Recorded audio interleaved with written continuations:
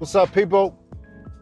This is 40 and Floor. My name's Patrick, and I'm here to give you 6 reasons as to how to tell if you're getting better at jiu-jitsu. Because I'm right there with you. I've been a blue belt. I've been a blue belt for a little while, and there's some days where I have the blue belt blues. And I'm wondering if I'm getting any better. I'm just going just for the fun of it, but am I actually getting any better? Because I'm getting tired of being trash. And I go to different places and test myself against other people, but come on, like, I mean, I feel like I'm stuck, like I'm at a standstill. So I'm gonna give you 6 reasons as to how I think we're getting better at jiu-jitsu. And make sure you stick around to the end, because I'll give you the insights in addition to how I think I'm getting better. Reason number 1 that I think you may be getting better at jiu-jitsu is your gas tank. Because boy, let me tell you what, when we first started jiu-jitsu, we get one of those heavy purple, brown, or black belts on top of us, going chest to chest and suffocating us through their weight. So I would say your gas tank extends a little more as you get a little better at jiu-jitsu. I think of that 5-minute or 6 or 7-minute round that you're doing, if we could control our breath and last a little bit longer and not be super exhausted, then I think that's a good gauge to see that we're getting better. Again, I'm just a blue belt, so I'm right there with you. It's just my assumption. I feel like my gas tank has gotten a little better. I'm able to control my breath a lot more. Reason number 2. So people have told me this. The upper belts, they preach this. I wouldn't say they preach it, but they mention it a lot. And to be completely honest, it gets on my nerves because I've been hearing it for so long. When is it gonna happen? But they say when you start getting from blue, when your belt starts getting a little bit darker to the purple, you start sprinkling a little purple on that belt, your mind starts processing moves after the move. You can be 2 or 3 moves ahead when you're rolling. That's what they say. There's been times where it's been like an epiphany, like, where something will happen and I'll be like, oh, maybe if I go for this, they'll release that. If that makes any sense.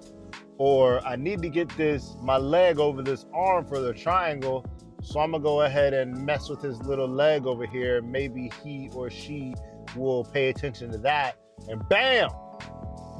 Get that leg over for the triangle. Doesn't happen often for me. I don't know about you guys, but it doesn't happen often for me.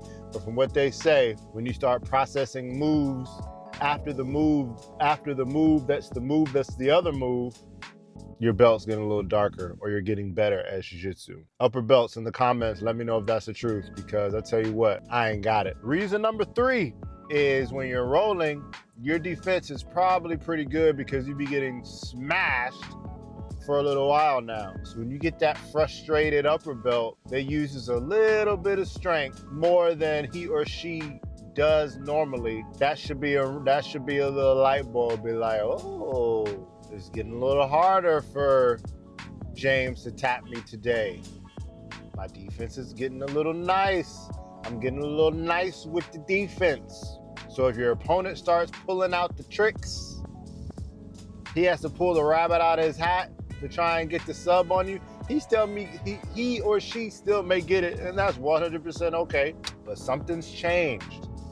Now he has to use a little more strength, a little more magic to get that tap. So keep an eye out for that. If that happens, you're definitely getting a little better. And that goes into rule number 4. If you're lasting longer in the round without getting tapped, because once you get to those purple, brown, black, those guys and gals up there, their goal is to get X amount of taps. I heard my purple belt saying the other day he had a goal of X taps. Let's say 6 taps. He had a goal to get 6 taps today. I honestly wanted to kick him in his face. Just kidding. But if we're lasting a little longer during the roll, it's taking a little while for them to tap us out, that's definitely an indication that we're getting better. And I've been there. I still am there. I got a black belt 1st degree in my academy. If I can last the whole round without him tapping me, it's a good night, because my man Hernan, he be on my butt. Reason number 5, you're starting to get some submissions. Where is this coming from? I just got this armbar. I've never gotten an armbar before, but I got it. That is an indication that you're getting better. You're able to control the person a little more. You're able to get the submission. Because back when we first started, submission, please. You're too busy trying to prevent from being strangled out. I still am trying to prevent from being strangled out. I went downtown in my area the other day. Buddy almost strangled me out. Those submissions, you're starting to get them. Maybe once every now and again, you can set it up really good and get it. That's an indication that you are getting better at jiu-jitsu. Congratulations, fellow blue belt. And the last reason to gauge how we're getting better at jiu-jitsu is maybe we win a competition. I'm not the competing type. I am competing soon in a couple weeks, but if you start doing good at a competition with these random people going 100%, 90 to 100%, and you're holding your own, that's an indication as if you're getting better. Congratulations. If you win a tournament, you're getting better at your craft. So in conclusion, how do I personally gauge how I'm getting better at jiu-jitsu? Is if I can go 3 or more times a week, me personally, I know I'm getting better at jiu-jitsu. Because the more mat time that I get, I can see the exponential growth in what I'm doing. Because as a dad, a full-time worker, when my baby has all these other activities, who is training herself, it's hard for me to get 3 days a week. It's a miracle if I can get 4. So if I can string 3 days a week together for 2 months, that's all I can hope for. I know I've gotten better that week because I went 3 to 4 days a week. Keep training, guys and girls. We're just trying to make it. I'm right there with you. But again, one foot in front of the other. As a busy dad, husband, full-time worker, one foot in front of the other, and stay on those mats. That's all we can do. This is Patrick.